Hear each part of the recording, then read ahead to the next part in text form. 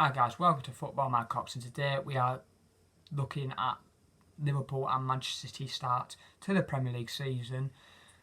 So far, obviously there's been 8 games, so it was 16 games altogether.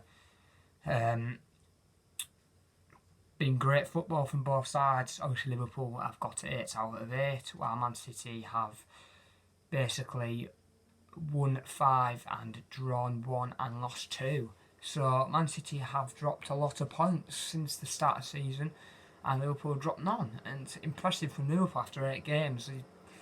You wouldn't expect the position they're in. Obviously,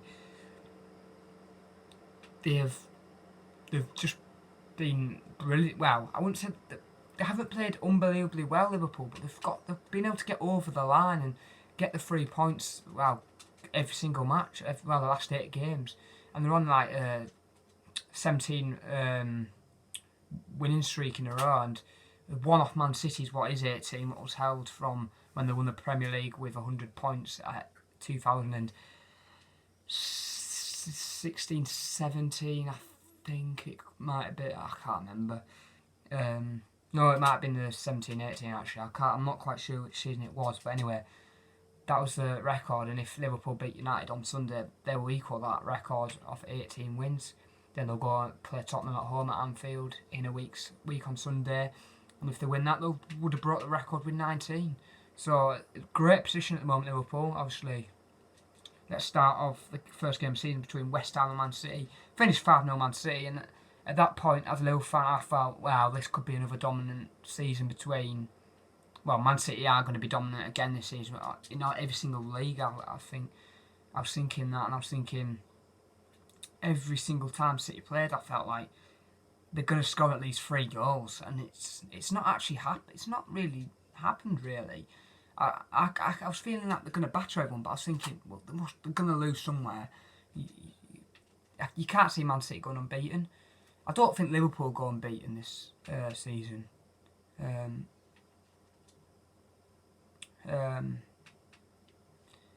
don't know, it's one of those, isn't it?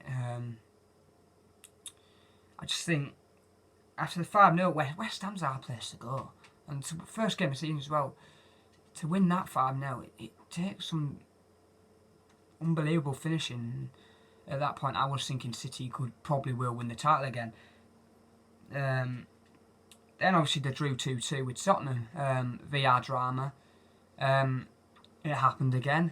Obviously Man City were 1-0 up, Tottenham levelled up literally straight away through Lamella.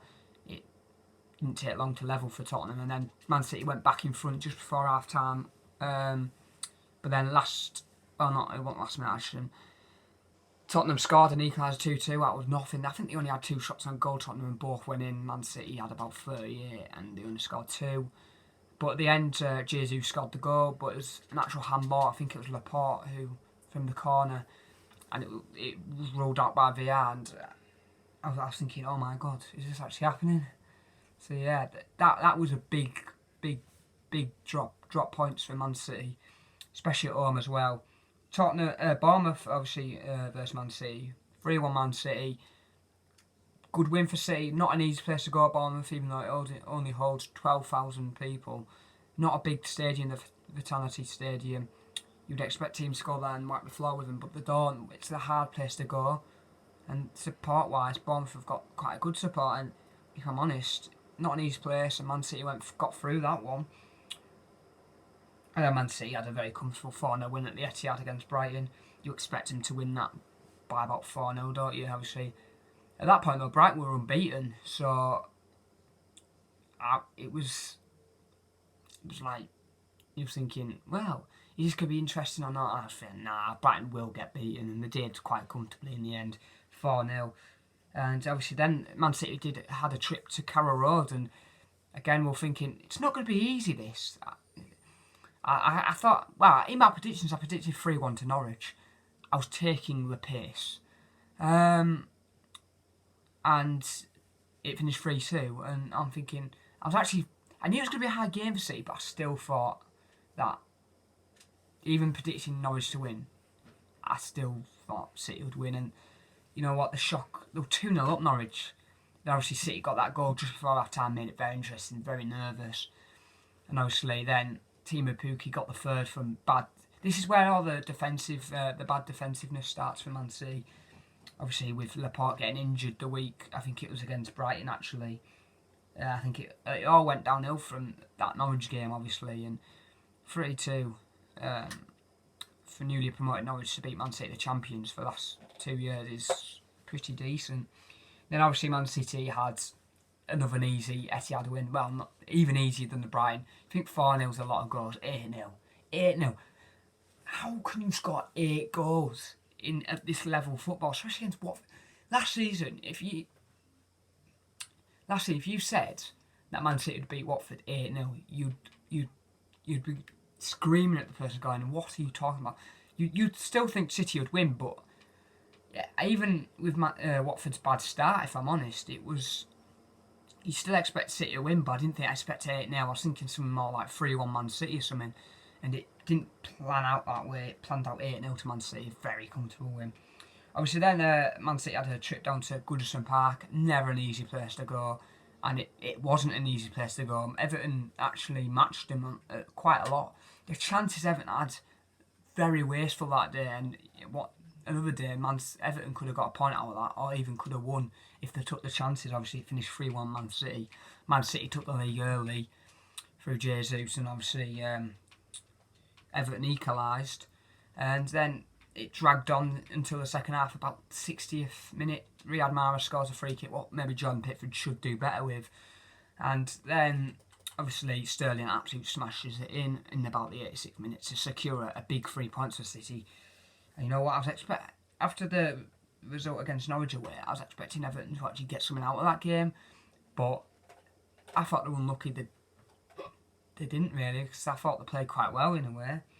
Then this is probably the shock of the season, if I'm honest. Man City 0, Wolves 2. For Wolves to go to the Etihad, one of the hardest places to go in the Premier League, to win, they weren't comfortable, believe me. It was domination from City, but Wolves had so many one-on-ones, it was only a matter of time when they were going to take one. Well, I think they took 2, if I'm honest. Traore, lethal. With Borough and that, and Wolves' last few seasons, he's not been very deadly going forward with assists and goal scoring. He was deadly that Sunday. He took City apart, and yeah, well, Wolves got massive 3 points, a 2-0 win, and at that point Man City were thinking, oh, is this title gone already?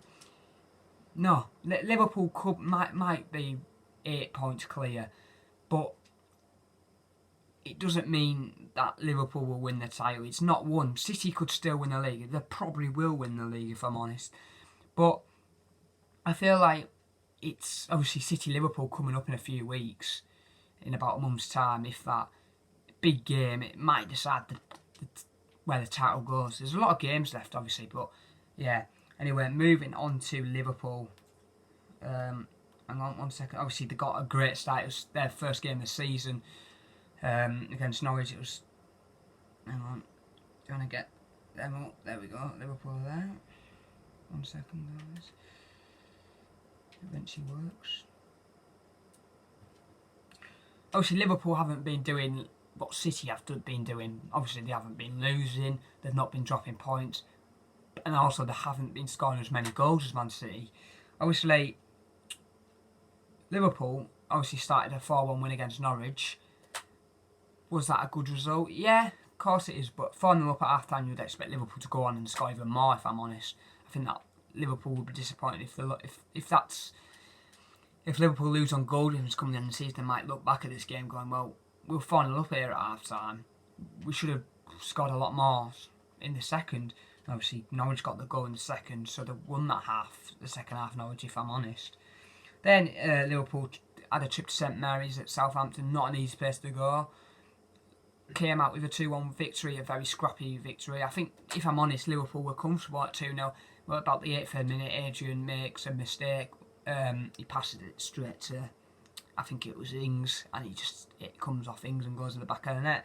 Literally gave Southampton a goal, and that made it very interesting and very nervy. But Liverpool got through it. Then Liverpool beat Arsenal very comfortably at home 3-1. They were Salah absolute teared David Luiz and Arsenal's defence to shreds. Obviously, Matip got the goal, the opener from the corner. Salah just converts his penalty, and one-on-one with Leno slides it into the bottom left, and obviously Arsenal got a late goal, consolation goal. Burnley versus Liverpool. Liverpool had a trip to Turf Moor. Not an easy place to go. Very hard place to go. It wasn't comfortable. Very rarely is comfortable for Liverpool as a Liverpool supporting Liverpool and being a part of Liverpool. It's never comfortable. Even though we won 3-0, when that second went in, you felt comfortable, but especially when that third went in, the relief as well. And obviously, that was a game when Salah and Mane had that fallout. They were still able to get on with the game. Well, still being able to get on from there and keep winning and winning scrappy we have. Then Liverpool played Newcastle at home. It was a pretty interesting game. Newcastle went 1-0 up in about the 8th minute by that Williams left back. It was a brilliant goal, if I'm honest. Absolutely smashes it into the top right. And I wasn't exactly worried, but it took about 20 minutes for us to get a level again. Mane with a great finish, and then obviously Mane got a double. Got his second just before half time at 2-1 Liverpool. It was a big goal. Then Mo Salah scored the third to make sure that the victory was safe in all 3 points again. Then Liverpool took a tricky trip to Stamford Bridge at Chelsea.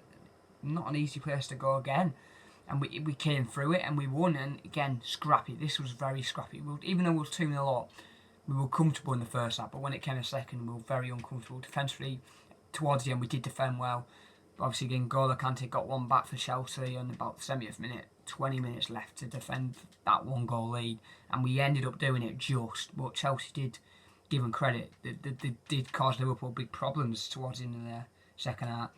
Then obviously we went to Sheffield United away. It wasn't going to be easy, but it didn't. Well, it was a bit lucky. We scored. Dean Henderson made on loan from Man United. He's at Sheffield United. Makes a big mistake. Goes for his leg wild and barely got any power on it. It just goes straight to him. He takes his eye off the ball and it goes under his leg. 1-0 Liverpool, and he's starting to feel like, yeah, we'll probably go and win this now. Keep a clean sheet, win scrappy. So yeah, I think obviously from that point we're thinking, well, this possibly could be our year. Then obviously Liverpool played Leicester, and wow, this was one nervous game, and it was I wasn't expecting this to be an easy game. I was thinking this could be a 1-1, and it very nearly was. Obviously Mane gave us the lead. Maddison got a goal out of nowhere. No one could believe that they got that.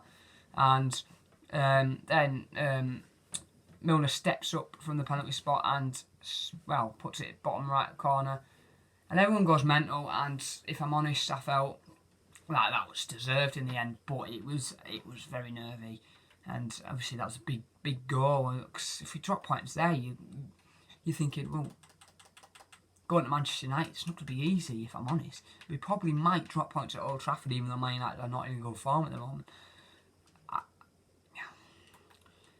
So obviously Man City have got Crystal Palace. Obviously we're finished with Liverpool now. Obviously 8 out of 8, 17 successful wins. This is going in from last season as well and this season. So great record to come back after a Champions League final, lose with 97 points the league and come back 8 out of 8. Unbelievable.